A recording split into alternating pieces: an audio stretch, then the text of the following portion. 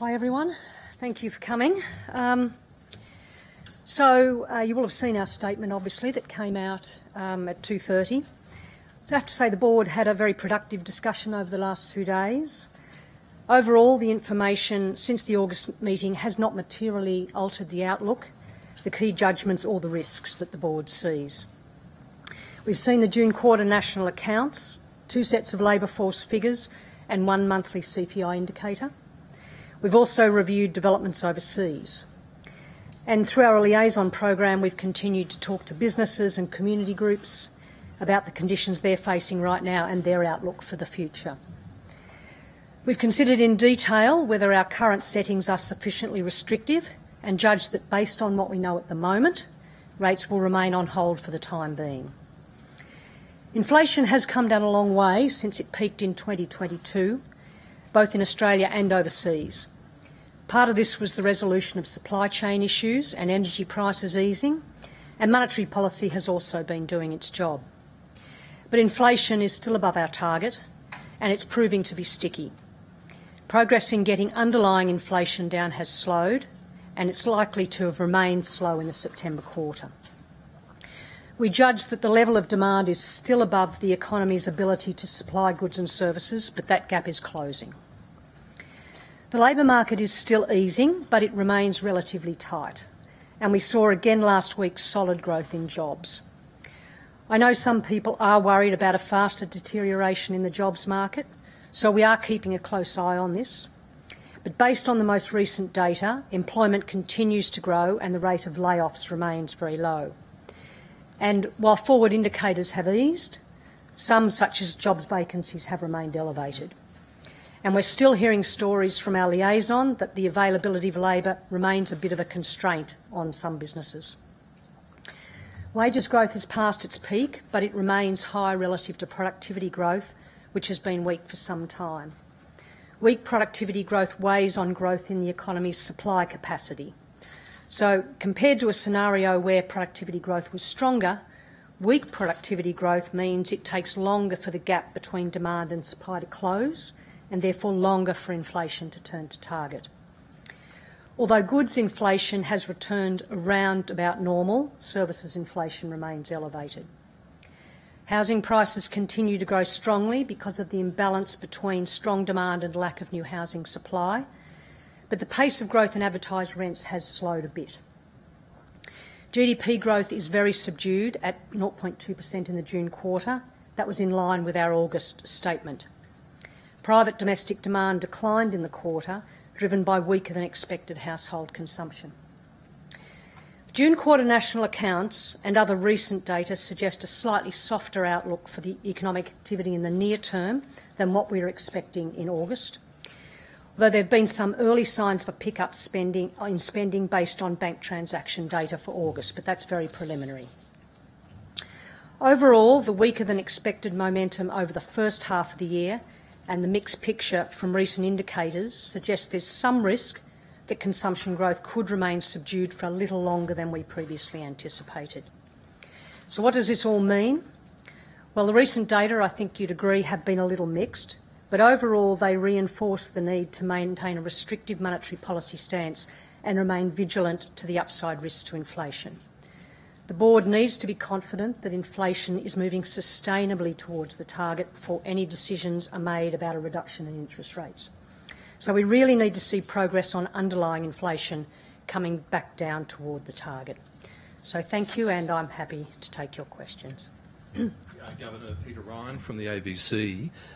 You've said you're remaining resolute and vigilant about getting inflation back into the band.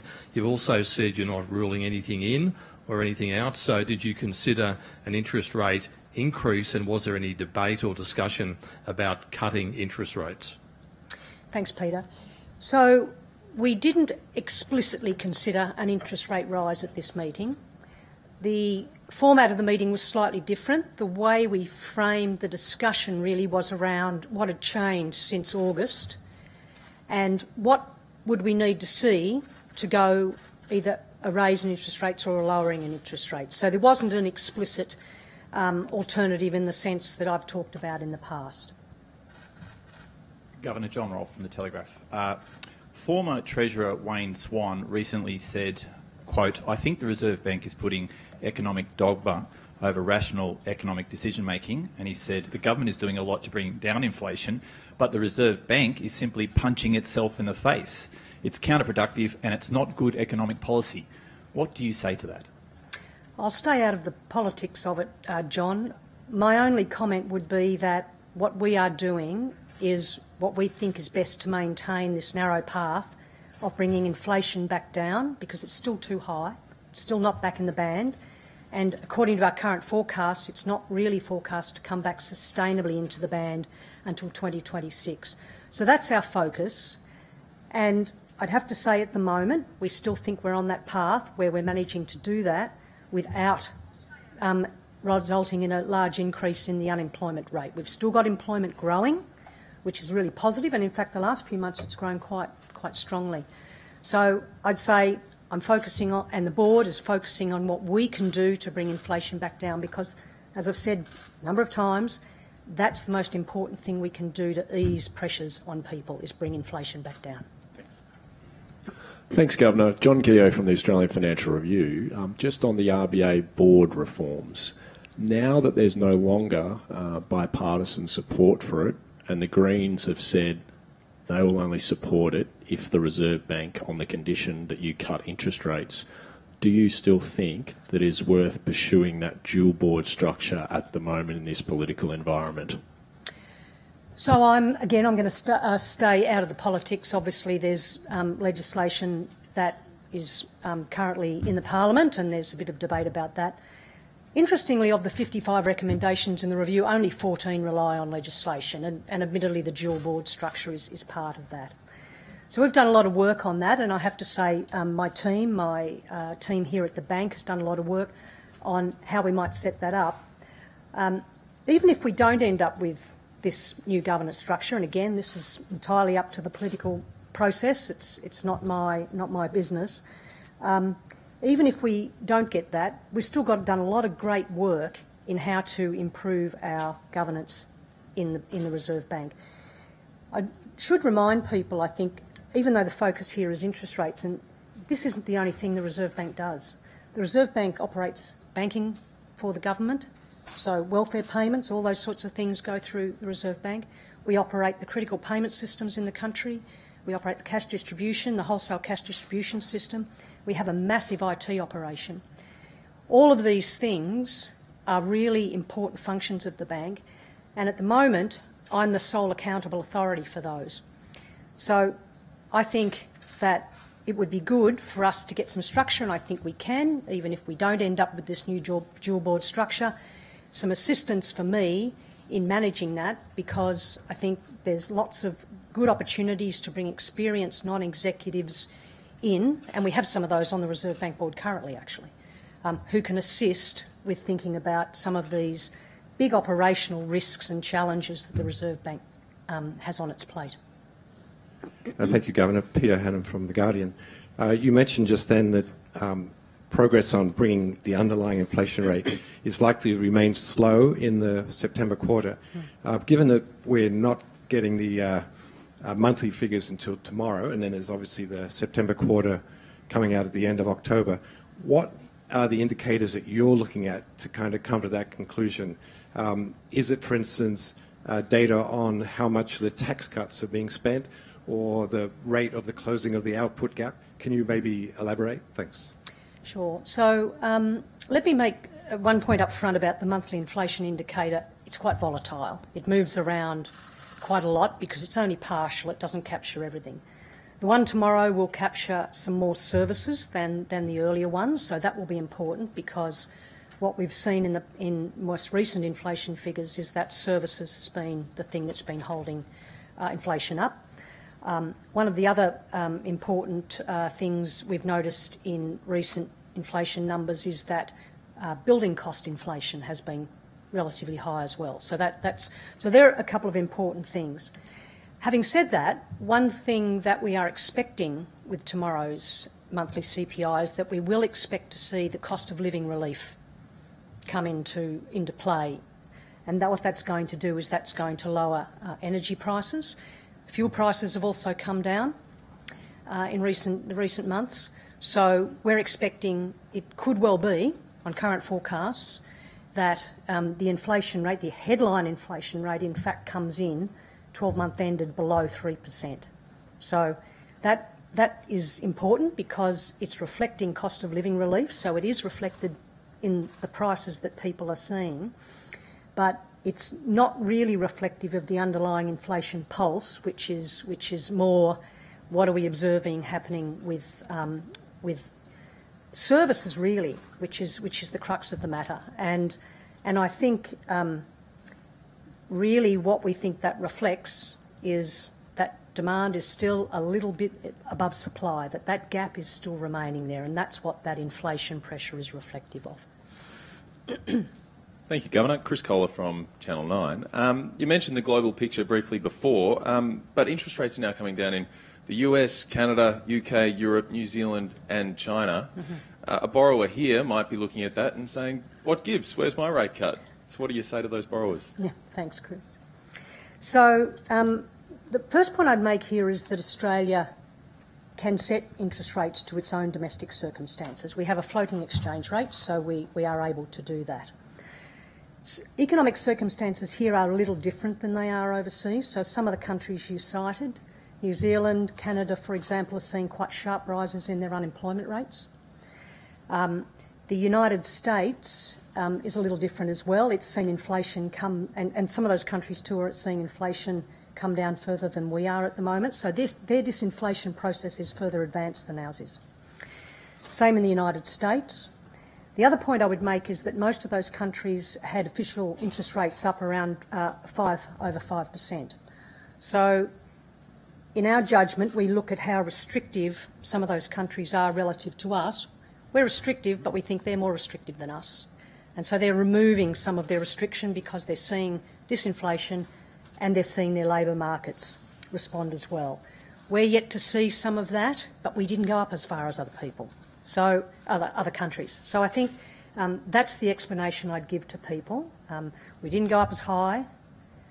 We haven't seen the same deterioration in the labour market some of these countries have seen yet, and we are yet to see some of the disinflation that they are. But we're watching for that. Oh, Governor Aaron Patrick from the Nightly. I could just read you a quote, ask your response, please. Former Productivity Commissioner wrote this morning, the Treasurer is coming very close to undermining the independence of the Reserve Bank by hinting that Australia should be following suit as official interest rates are cut in several advanced economies. How are you feeling about your independence? Are you feeling very independent? Are you feeling like there's any pressure on it?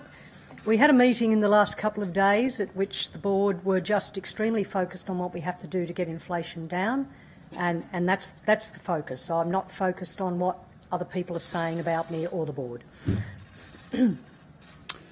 Thanks. Governor Eric Johnston with The Australian. You spoke in your opening comments about sticky inflation, so if we just turn our attention to that. Is there still some areas, particularly around wages and other inputs into this sticky inflation, that's concerning you, or is that sort of starting to pan out as you expected? So what are the parts of the sticky inflation that are making you worried? I'm reluctant to get into specifics because every time I get into specifics, someone seems to get offended. So I'm not going to get into specifics. But what I would say is that if you look at most around the world, we're not unusual that services inflation is remaining sticky. And in some sense that's not surprising because the massive goods price inflation that we saw through 2022 and started to come off in 2023, that was partly supply chain issues which were linked with a massive demand response through the pandemic.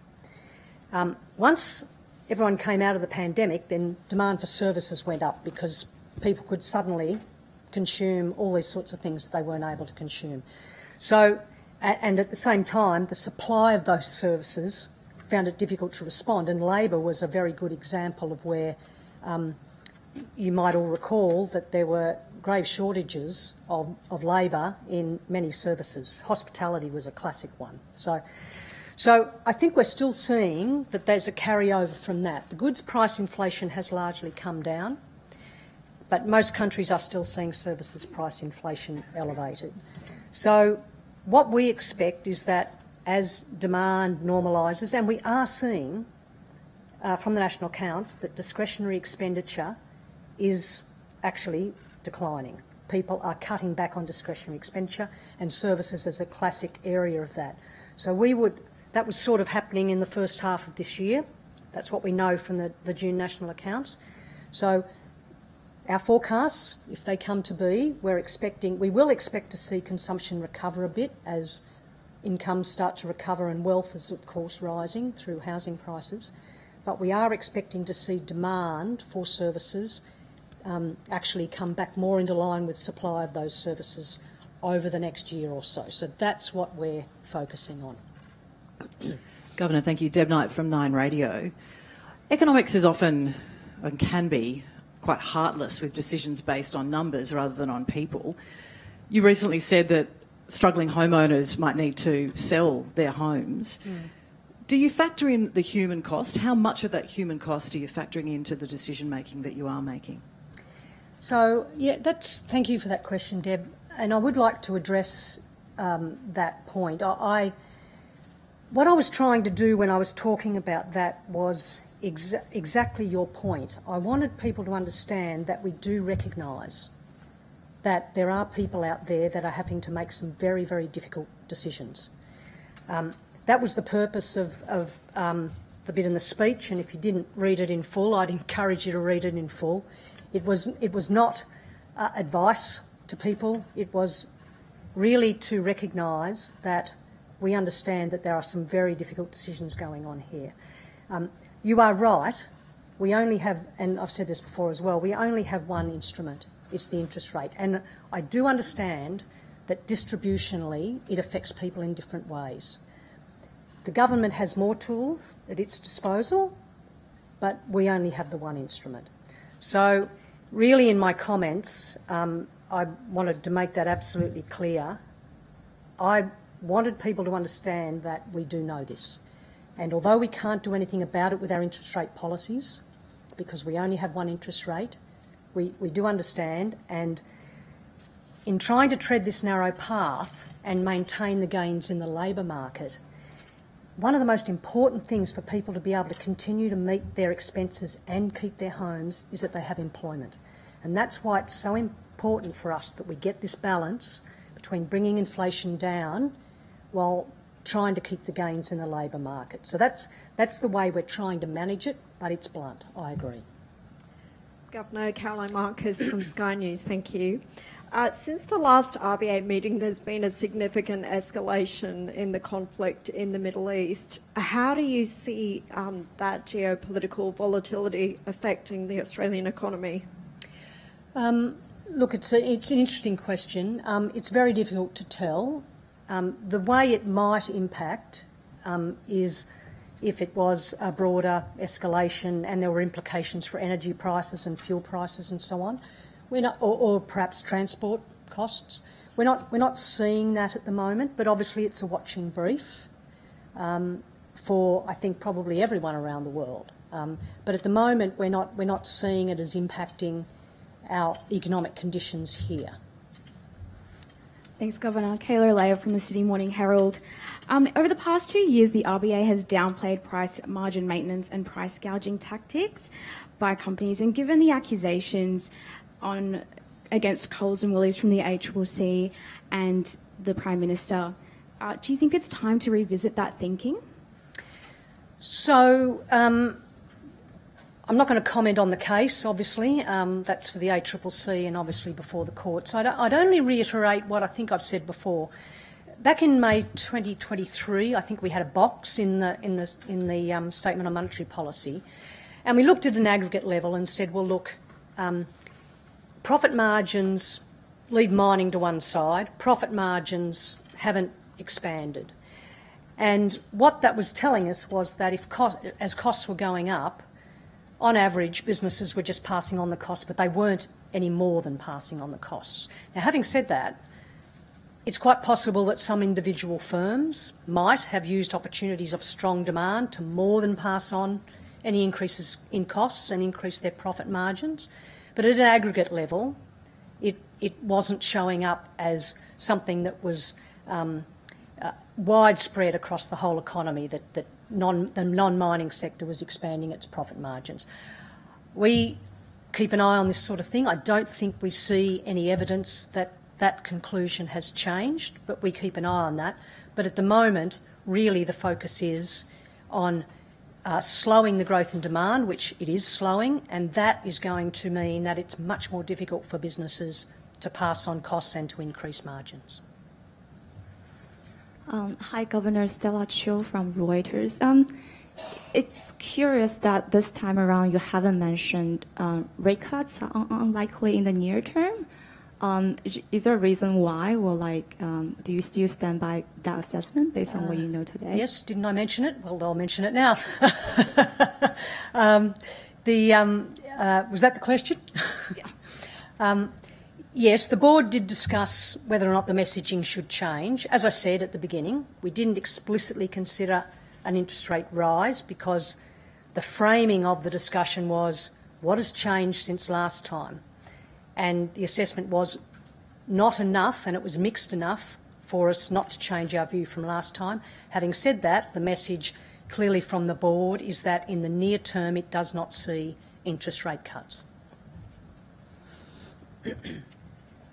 Cécile Lefort from the Financial Review. Hello, Michelle. Hello, Cecile. With the real interest rates in the US far above those in Australia, about 1.5 percentage points, how confident are you that our interest rates are high enough to bring inflation back sustainably to target? And also, now that the Fed has cut rates by more than some had expected, how do you see that affecting your policy? So we've talked a lot about, I mentioned earlier that the Fed went up more than we did, as did many other countries. If you look at our sort of judgments about how restrictive our policy is relative to some other countries when they were at their peak interest rates, it's true that we assess that we are restrictive, but we are a bit less restrictive than some of those countries were at their peak.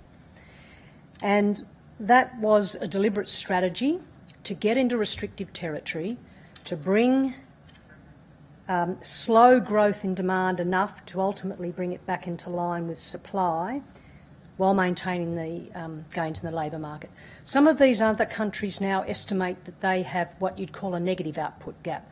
So some of them now estimate that they have demand less than supply, which is why they're seeing their unemployment rates rise quite sharply. So I think the way I would, again, it's part of our strategy, it's the way we've been trying to do this, to maintain those gains in the labour market, but we still need to focus on inflation, and if it looks like inflation is not coming down or it's starting to go back up again, then we'll have to reconsider that strategy if we're restrictive enough. But we judge we are restrictive. Nadia Daly from the ABC. Governor, if the jobs market is still so strong and inflation is, as you've said, uncomfortably high, why is the economy barely growing? So if you look at the national accounts, what you would see is that consumption has been very, very sluggish. And part of that is because people are under pressure with interest rates, they're under pressure with inflation, so even people who don't have mortgages are under pressure because the cost of everything is higher. So they're under pressure, and a lot of them are renters, so they're under pressure there as well.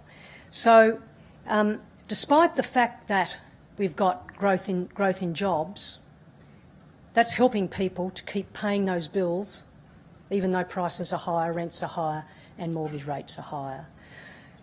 I want to distinguish again between the concept of levels of demand and growth in demand. So the economy isn't growing, so demand isn't growing very much, but total demand, because of good employment and generally some of the savings, I guess, that that people have. People basically are still demanding more than we can supply. So I just want to make that distinction between growth in demand and levels of demand and supply. So that's why I would say that you are observing per capita consumption declining, as people say, but total demand, because we've got more people in the country, has been holding up. It's still not growing, but it's holding up better than per capita. Thank you. Michelle Swati from Bloomberg News. My question is really on your term as governor so far. When you took on the job in 2023, you did raise interest rate once, but it's really been an unchanged kind of scenario, which was also in line with what we were seeing globally. Now the RBA has diverged. Do you think this part now, as governor, is more challenging for you in terms of both communication but also the risk of a policy error? It's all challenging, Swati, I have to say, and not just monetary policy. There's been lots of other things going on at the bank as well, which has been equally challenging. On the monetary policy side of things, we didn't go up as far as everyone else. So, and our disinflation, as I said earlier, our disinflation hasn't been as marked as others, and our employment gains have held up.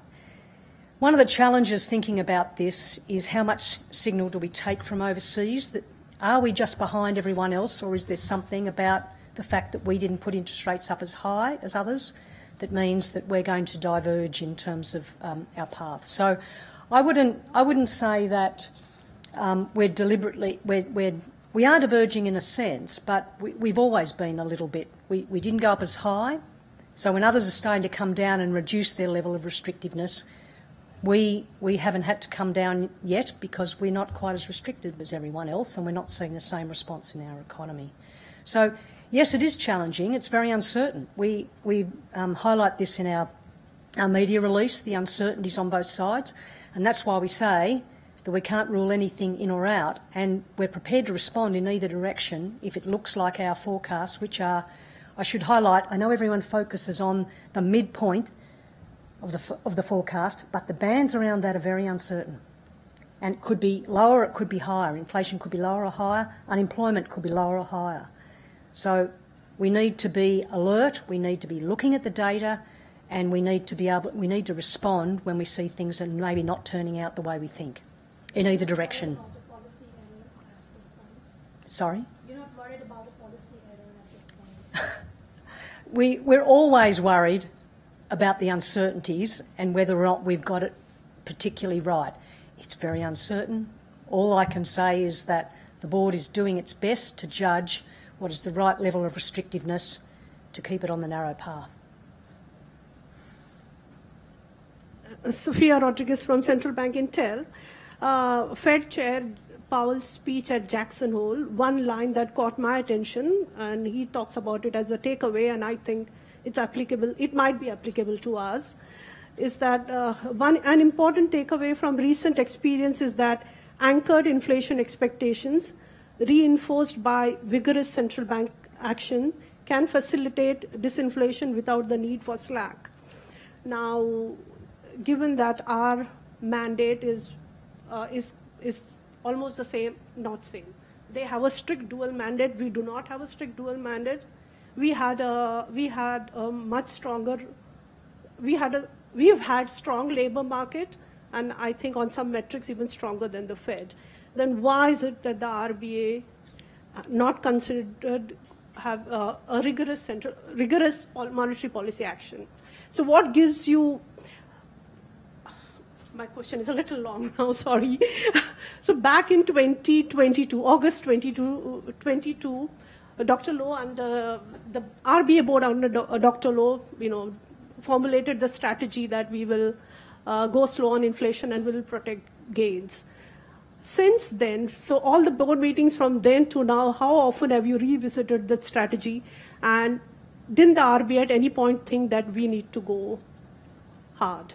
Well, we do revisit that strategy, and we revisit it every meeting. We ask the question, do we still think we've got the right level of restrictiveness, and do we still think we're on the narrow path? So yes, we do that at every meeting. You'll recall we adjusted upwards at November last year, which you highlighted, because we felt that we needed to take out a bit more insurance, but we haven't moved since then.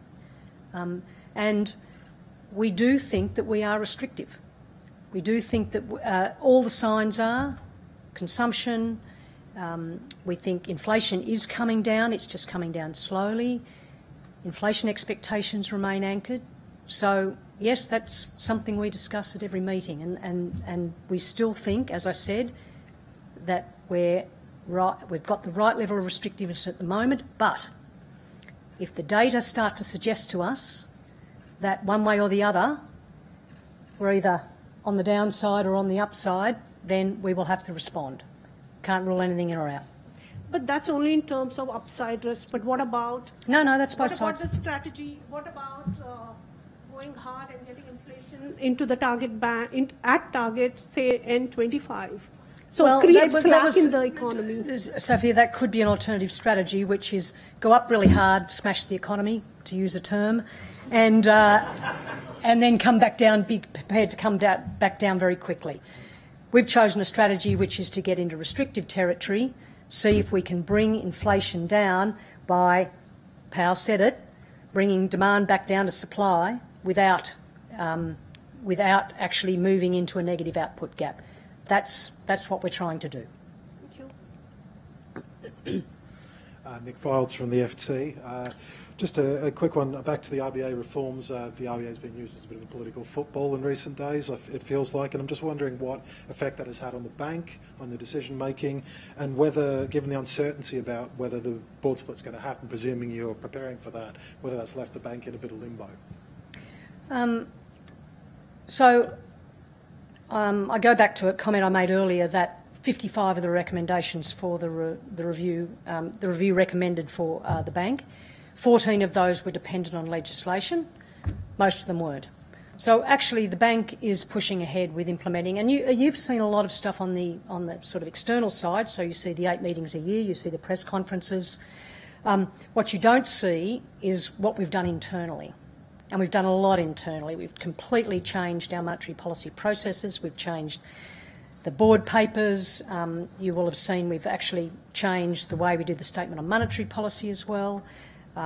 We're working on our culture. We've changed the way we work between groups and departments in the bank. So we've made a lot of internal change with respect to this. Now, where the political process comes out on this, the political process will come out. What we will do is we will work to do what we can internally, whether it's under new legislation or the old legislation, to implement some of the changes if we need to. As I said earlier, it'd be good to get look at our governance processes, the risk management, all those sorts of things. We're doing all of that anyway. And if it turns out we get new legislation with a new board, then we'll be in a good position. And if we don't, we'll be in a good position. So. I mean, it would be. I've been on the record as saying that I think a governance board with experienced non-executive directors would be helpful for me in terms of managing the bank. I outlined for you earlier all the things the bank does.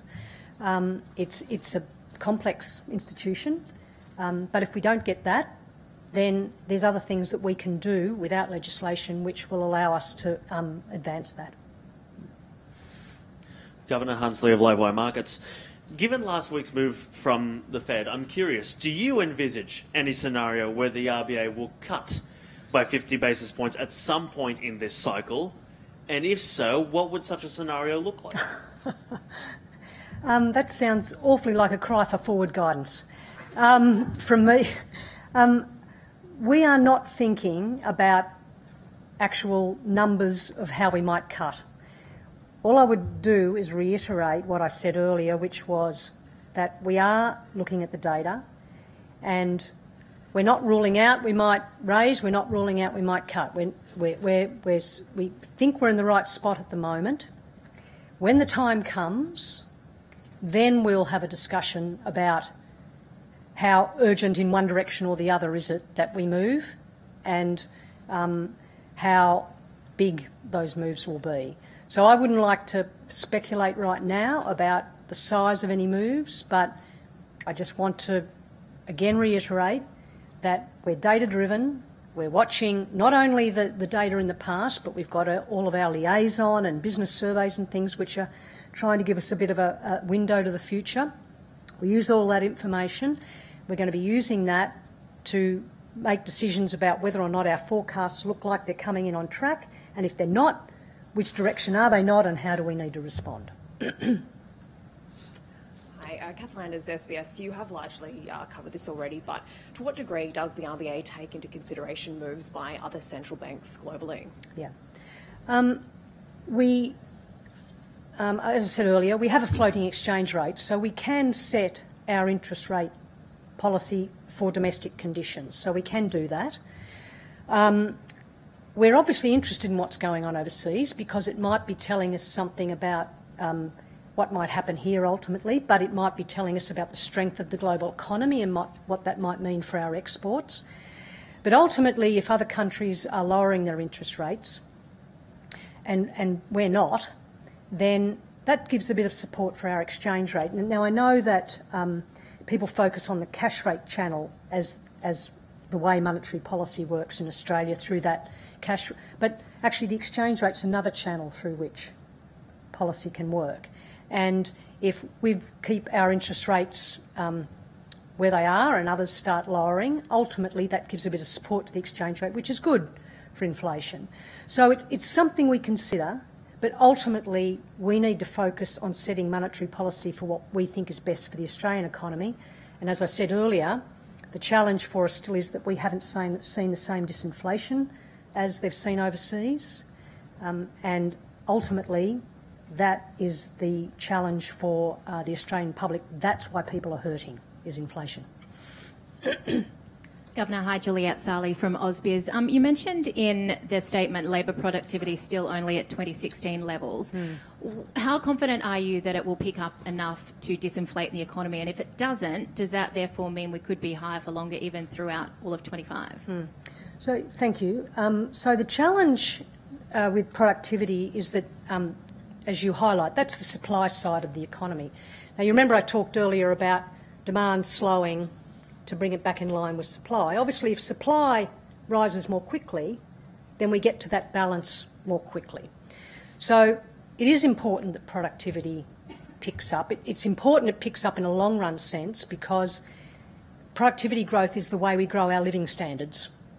And if productivity isn't growing, obviously that's not great, and it means that wage rises, people can't get real wage rises because they're not being more productive in what they're doing. So it's really important it picks up. A small caution, the productivity numbers have been very, very volatile through the COVID period. So we are, and I think I've described myself ultimately as an optimist on productivity, that it will start to pick up, but at the moment it's really very weak. So it's important it picks up. I can't do anything about productivity. It's important, obviously, because it does have a bearing on how quickly demand can run without running into inflationary issues. It's important for those reasons, but I can't do anything about it. So hopefully things will start to pick up in productivity terms. One thing I would observe is that a lot of countries around the world, the US is an exception. They've had productivity growth in the last few years. Most countries around the world have not seen productivity growth. So it might be that we've just got to come out of the ripples of the pandemic before we start to see productivity pick up again. But at the moment, it's as we've said, at 2016 levels, and we really need some impetus in that to help us with inflation, but help us with our living standards. Thank you, Governor. I'm Hugo Mathers from Capital Brief. There have been calls from some quarters of the government for the government to step in and intervene on rates.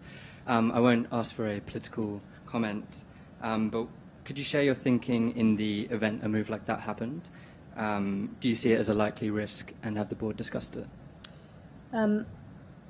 So you're talking about the Section 11, which is part of the Reserve Bank Act, where the government can overrule the Reserve Bank. It's never been used. we've not discussed it being used. Thank you. Governor, Matt Bell from The Australian here. Recently, the bank has started to shift the language around the term returning inflation to target to now be sustainably to target. What does sustainably look like to you, Governor? Yeah. So sustainably means that we're getting there and we're staying there in effect.